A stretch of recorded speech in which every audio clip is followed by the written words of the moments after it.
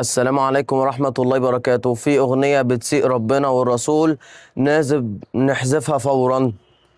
الأغنية دي معمولة بالذكاء الاصطناعي، نسخة مفبركة. واحد بيغنيها عمر خوشة، يا نبي السلام عليك، غير النسخة الأصلية خالص بتاعت ماهر زين، فيها كلام لا يرضي الله، لازم نحذفها. تعال ما أقولك إزاي.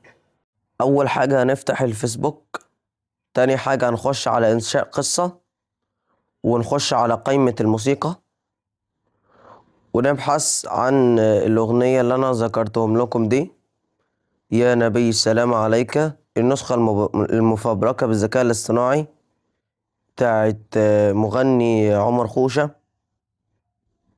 يا نبي السلام عليك أهي. نعمل 3 نقاط عشان نعمل إبلاغ عليها عشان تتحذف. الإبلاغ عن مقطع صوتي. ندوس على القائمة الأولانية، رموز أو خطاب يحض على الكراهية عشان فيها كلمات بتسيء ربنا والرسول. شكرا، لقد تلقينا ملاحظتك. خلاص كده، انتوا كده عملتوا إبلاغ. أنا كنت أصلا عامل إبلاغ سابقا.